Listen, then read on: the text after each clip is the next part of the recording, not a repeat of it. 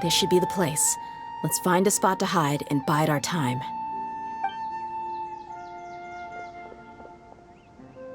It's gonna come down to a fight one way or another, so let's all be careful. No need to worry. She knows her way around a fight. I'm not worried about that. What I meant is that we probably shouldn't go too hard on the enemy. After all, we still need to get information out of them.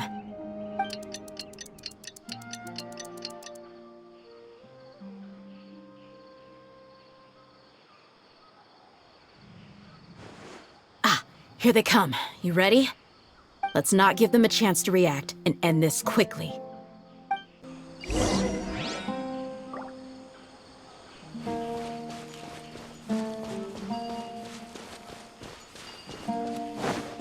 That's close enough. Let's get it on! Ha! Cha! Where do you think you're going? Ha! Ha! Ha!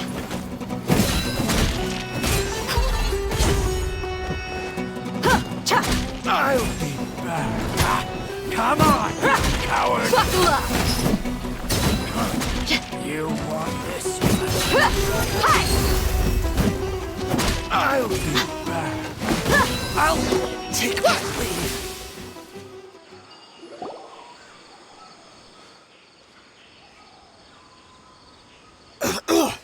Huh? You're the Flame Mane. Good. That saves me an introduction. All right, time for a little talk. Are you buddies with Dakana Lakmar now? Tell me, what are they after? You know the code of being a mercenary just like everyone else. The first rule is to never divulge key information about our employer. What makes you think I'd talk? Ha! That might have worked on an amateur, but I know you're just looking to protect your reputation.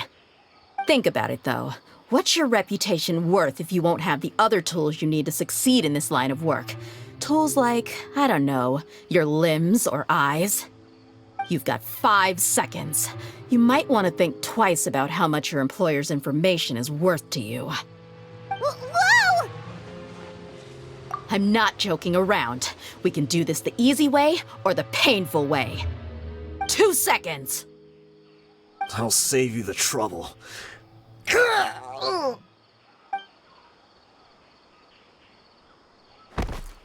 Huh? Are you crazy? He tried to bite off his own tongue. Quick, search the area for any first aid supplies. I definitely didn't expect him to go that far. Thankfully, the wound wasn't too deep, and he just passed out from the pain. But why would he be so extreme? I just wanted to test his mettle. You can get a lot of mercenaries to talk just by threatening them. I didn't expect him to be willing to go through so much pain just to deny us some intel. Well, he's out cold for now. We could wait for him to wake up, but maybe it's not a good idea to interrogate him any further. What should we do? Yeah, don't worry about it. It'll be a waste of time to interrogate him again after that. He might just hurt himself again if we start asking. There are lots of goods around here. Let's search the area. Maybe we'll be able to find something. I'm really sorry.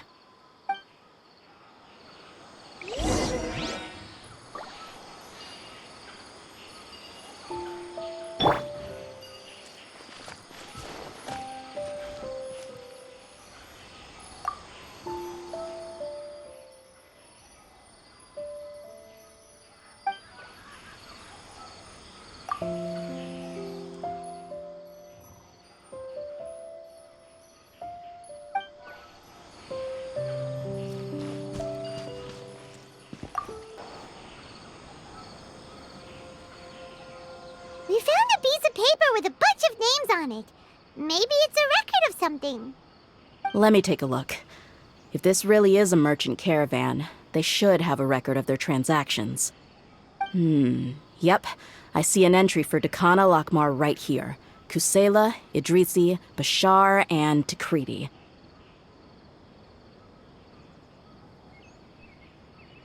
All familiar names. Dakan al-Akmar has been trading for a hefty supply of food, weapons, and medicine.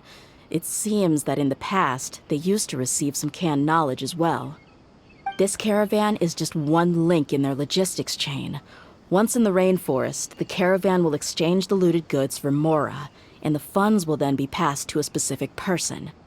That person will then pack the caravan full of necessary goods, which will then be brought right back to Dakan al-Akmar. Wait, why is there no Mora value recorded for the final transaction?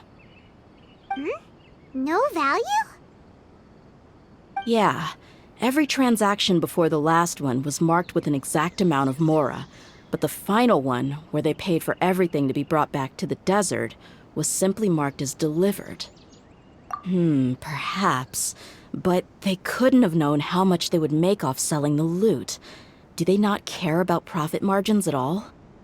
Anyway, the next part's the records of the goods themselves. There are a lot of entries. Everything was probably sourced from the rainforest. Huh? What's wrong? Shahzaman Homayani? Homayani?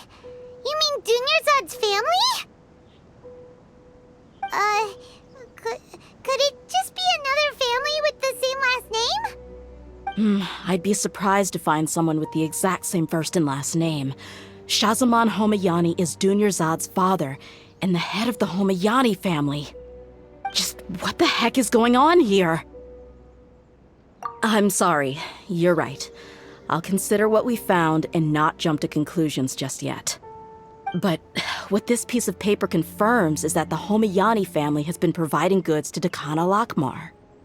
What if the Homayanis have been kept in the dark and don't know they've been trading with Dakan al-Akmar?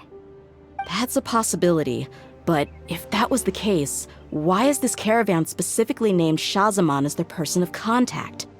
They could have just as easily bought goods such as food and medicine directly from Caravan Ribat or Port Ormos. Yeah, funding violence and looting. The brigade gets the goods, and he is paid the proceeds from the sale of the loot. But why would he do something like this? It's not like the Homayanis are in need of money. I honestly have no idea. I've been to their estate many times, and I've never noticed anything suspicious. The only potentially large expenditure I could think of would be the treatment costs for Dunyarzad's Elazar. Maybe they borrowed a lot of Mora in the past? But that's still just a speculation. I don't think the master would stoop so low to make Mora. You're probably right. I know my lady's personality, and she wouldn't deliberately keep something like this from us. But what should we do now? All we found is just another mystery. If you ask me, we already have no choice but to confront her about this. I'm not worried. It's too early to make a verdict yet. I still have faith in the Homayanis. Let's go find my lady again. We'll tell her everything and see if she's willing to lend us her support. If we're lucky, we can not only figure out the mystery of this paper, but also follow the trail of breadcrumbs to the people responsible at Dakan al-Akmar. Dia, are you sure this is the best decision? What if instead of getting the help we need, we just end up revealing everything we've discovered to the enemy? I've considered that possibility, but even still, I want to tell her what we found. I think I owe her that much. True friendship is built on trust. She showed genuine concern for me when we first brought up the topic. I can't repay her kindness with doubt and suspicion. That's not how I deal with people. You're right. Paimon wants to trust Dunyarzad too. Yeah. Let's pay another visit to Sumeru City.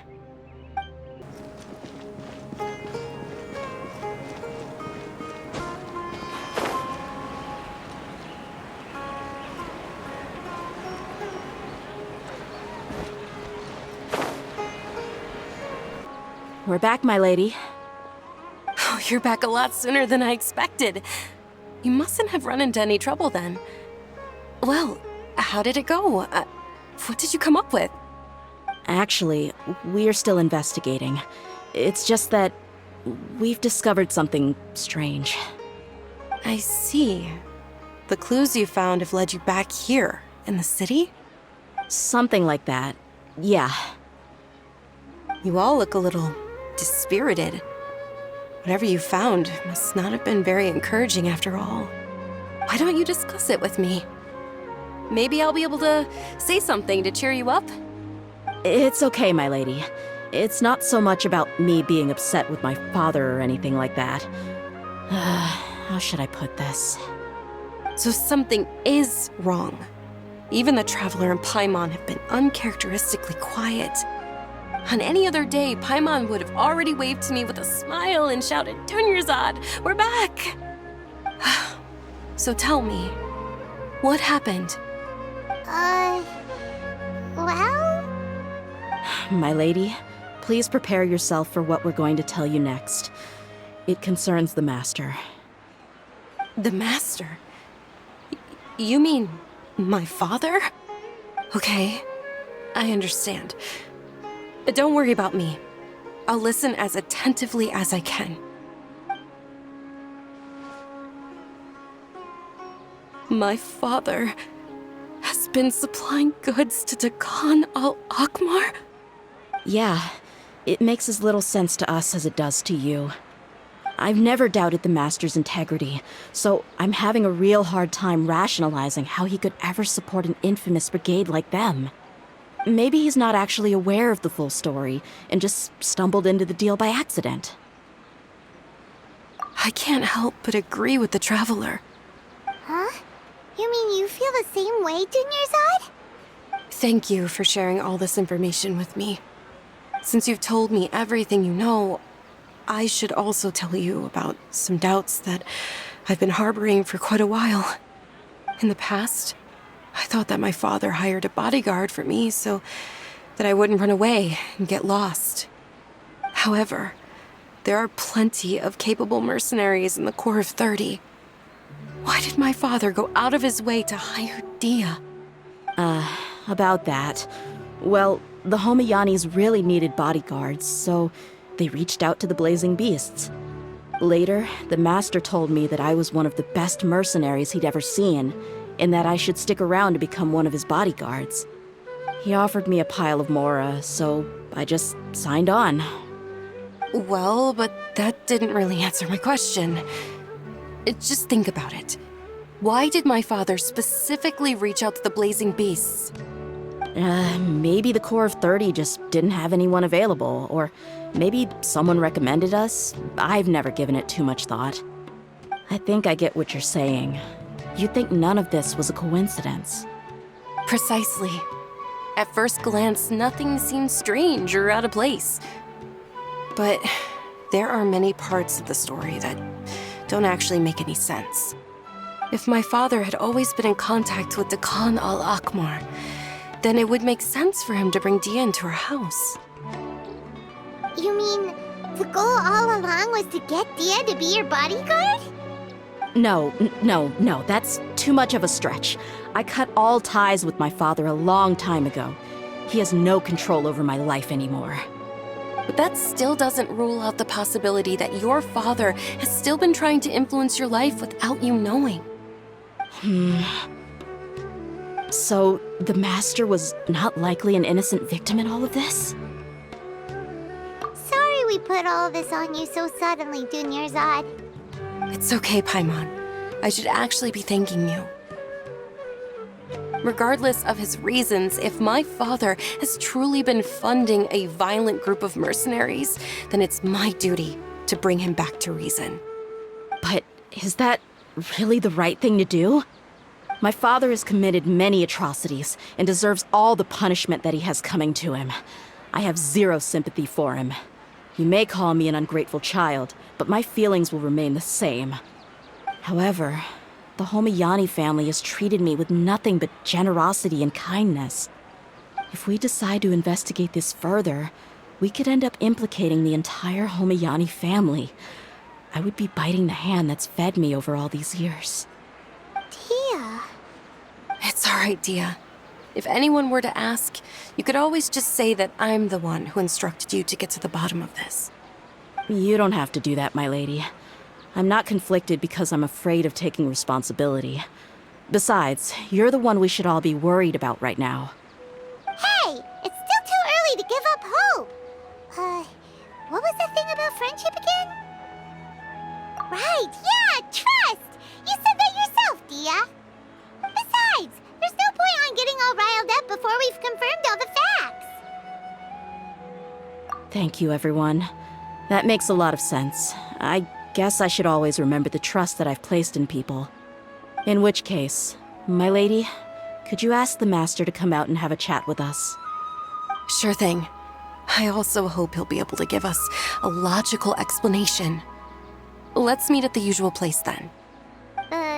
Usual place? Ah, right.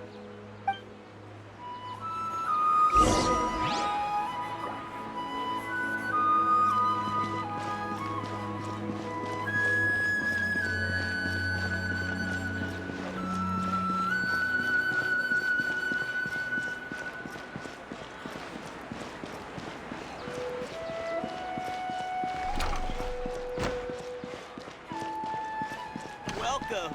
Get your spices here. We've got all kinds.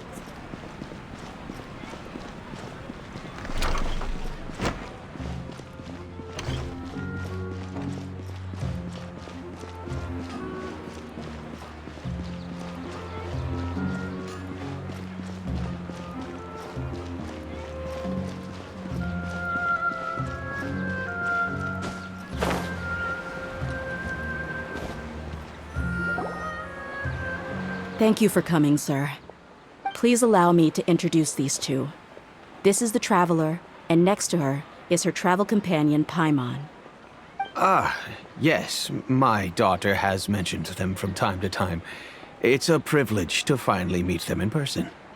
But we may skip all the pleasantries for now. What is the important matter you wish to discuss with me today? Well, we wanted to bring this transaction record to your attention. There's something on this record that we're all pretty curious about. So, that's what you found? Huh. Seems like I can't keep everything from you much longer. If you wouldn't mind, we'd like an explanation. Well, it's a long and difficult story. And to be perfectly honest, I'm not sure if I'm doing the right thing. What I do know, though, Dia, is that the truth will bring you no solace. If anything, it will likely cause you a great amount of anguish. Wait, me? Yes, I understand perfectly why you came to see me, and I am touched by your collective commitment to do the right thing. But knowledge always comes at a price, and sometimes, as they say, ignorance is bliss. Your father, Kusela, and I both believed that. Of course, you have the right to seek and learn the truth, but I must warn you. The facts of this matter may reduce everything you've built for yourself into sand, blowing in the wind. If you must proceed, then Kusela's heartfelt efforts will also fade into the wind like a fleeting mirage. His heartfelt efforts? I'm sorry, sir, but I'm not sure I follow. I've made it this far in life without a single drop of my father's support. I have my own ideals and ways of looking at the world, as well as people and causes that I've chosen to cherish and fight for. None of these things have anything to do with him. I came here today to support you as the head of the Homayani family. No warning will change my stance on that. I understand. Then let me tell you a little story. Our family once needed to take a trip to the desert when Dunyarzad was just a baby. Along the way, we were attacked by bandits. They had superior numbers and quickly overpowered our bodyguards. When all seemed lost, a group of passerby Eremites lent us their support. Those Eremites were Kusela's brigade, Dekan al-Ahmar. Kusela's men told me that the attackers were Eremite mercenaries, just like themselves. I was shocked. Why would Dukan al-Ahmar go so far to save us and not spare the fellow Eremites? Kusela was grinning and walked over to play with baby Dunyarzad. She was startled by his unfamiliar face and nearly started crying. Really? I never knew. He said that he had no particular reason to help us. He just took pity on us because he had a daughter about the same age. We started talking about our children, and I sensed that he was a devoted father. To repay his kindness, I hired his brigade to help out at our estate for a time and offered everyone generous remuneration. So, that's what happened. It was many years before I saw him again. I almost didn't recognize him the next time he came knocking on my door. The man I knew to be strong and healthy had been reduced to a shell of himself. He couldn't even walk anymore without his cane. So, what happened to him? He was perfectly fine when I left the brigade. I'm not too sure myself. The only thing that didn't change was his cheery disposition. He said there was absolutely nothing to worry about and that he had gotten into a fight. That was all. He then suddenly asked me if Dunyarzad, now that she had grown, would need a bodyguard of her own.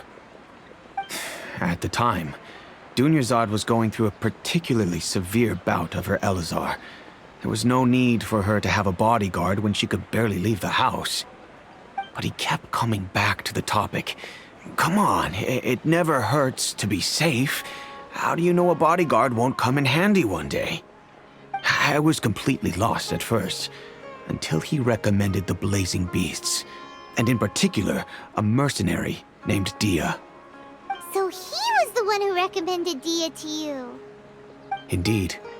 He didn't say it out loud, but it was clear that he saw Deshret's relics as an evil group who would eventually corrupt every member in their ranks. He was already beyond redemption, but he hoped that he would be able to detach his daughter from the vicious world of mercenary life. If Dia could stay in my house and keep working as a bodyguard, then gradually her affinity for the desert would decrease, and she'd be able to leave her previous life behind. And that's why you offered her such generous compensation? Yes, but not just because of that. From the moment that he asked me for that favor, I also began to see Dia as my own daughter. And that's also why I tried to persuade you to stay when you asked for permission to leave. I was willing to spend however much it took. Kusela saved my daughter and I all those years ago in the desert. I could never refuse him entrusting his daughter to me. He was always like that, acting like he's oh so smart and self-righteous. Kusela said that he'd reimburse me for a portion of Dia's fees. I refused to take any mora from him, but he'd always send me funds anyway. Eventually, I just accepted them as a token of his gratitude. And that went on for a while until I received another letter from him a few years ago. The letter contained a request to help him buy food, weapons, medicine, and even explosive materials. Wait! Isn't that around the time that Dukan al-Ahmar started becoming more aggressive? That's right. When I started to hear some nasty rumors, I became wary. I wanted to meet him face to face to discuss things. But by then, he was no longer receptive to my requests to talk. If I had to guess, it's probably because he doesn't want to put Dia at risk. That thought occurred to me as well. I figured that he probably came to me for help because he had nobody else to turn to. After some deliberation, I decided to send him some food and medicine. I turned down all his requests for explosives and weaponry. I am aware that even such a reduced gesture of support could lead to others coming to harm, but I could not simply reject his plea for help. In the end, it probably was the wrong decision. I plugged my ears to the rumors and just chose a solution that made me feel least guilty about myself. If you can, please tell me where he is now. None of the things he's doing right now make any sense if he's just trying to keep me from getting tangled up in his world. If all he wants to do is steer clear of me, then maybe he shouldn't have brought me into this world in the first place. Oh no. Dia, please don't feel that way. I'm just angry because I can't wrap my head around any of his actions. Another way? I don't know. I knew him, and he was nothing more than a childish brute. I can't understand what's going through his head. But I guess you do have a point. We haven't uncovered the whole truth yet. We still need to figure out his exact actions and reasoning for these last few years. I'll do my best to help. Of course, anything between the two of you would need to be resolved between you and him alone. I don't know Kusela's exact whereabouts. Outside of supplying his brigade with some goods, I tried my best to avoid getting involved any further with him. However, there's a man on the list named Jawed. He used to be a mercenary in the desert and is now a member of the Corps of 30. He's responsible for supplying weapons and liaising with the Dakan al-Akhmar's merchant caravan. I think he should know Kusela's whereabouts. I've heard that he likes to have a few drinks alone and enjoy the cool wind at night outside the tavern. Maybe you'll be able to find him there. Understood. Thank you, sir. Then I guess this is bye for now, unless... I'll stay and be with my father here. To be honest, I'm still a little dazed and haven't finished processing everything quite yet. My father has indeed done something wrong, but if I think about it, I'm also not sure if there was a right way to handle this problem. I feel like our only course of action is to turn everything we know over to the Corps of 30 and let them render judgment. Yes. I am prepared to accept whatever verdict they choose. It's time to face my mistakes.